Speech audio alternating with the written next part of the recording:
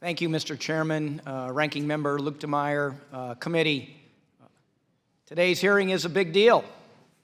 It's a big deal for thousands of employees and businesses across this country who've been put at risk because they are forced to deal in piles of cash while Congress stuck its head in the sand for the last 20 years.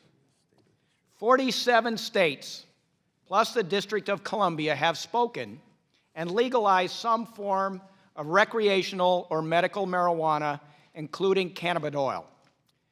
318.2 million people live in these 47 states.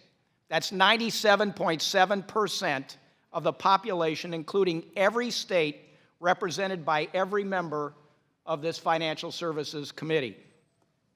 Colorado and Washington voters were among the first states to legalize medical and recreational marijuana.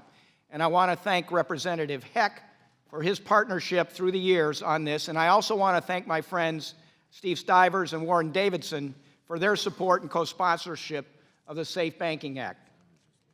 Our federal laws were designed to prevent illicit activity and help law enforcement do their jobs.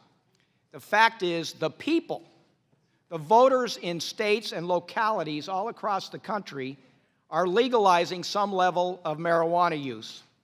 And we need these marijuana-related businesses and employees to have access to our banking system.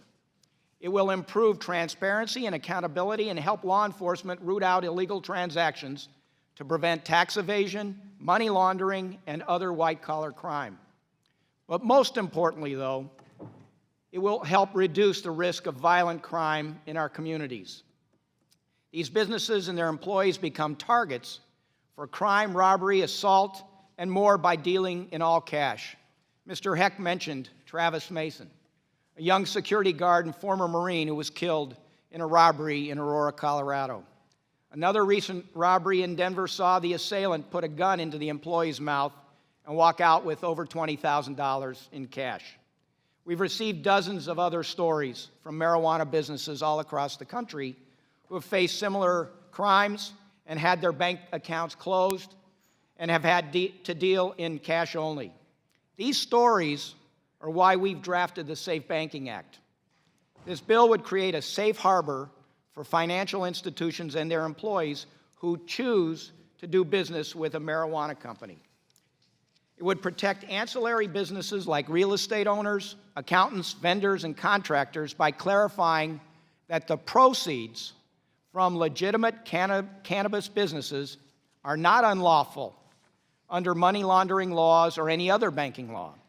And it remains the flexibility of the Financial Crimes Enforcement Network by requiring continued filing of suspicious activity reports. Our bill helps put these transactions into the system, which helps law enforcement do their job to catch the real bad guys. In summary, Mr. Chairman, if someone wants to oppose the legalization of marijuana, that's their business. But the American voters have spoken and continue to speak, and the fact is you can't put the genie back in the bottle. Prohibition is over. Our bill is focused solely on taking cash off the streets and making our communities safer. And only Congress can take these steps to provide this certainty for businesses and financial institutions across the country. And with that, I yield back.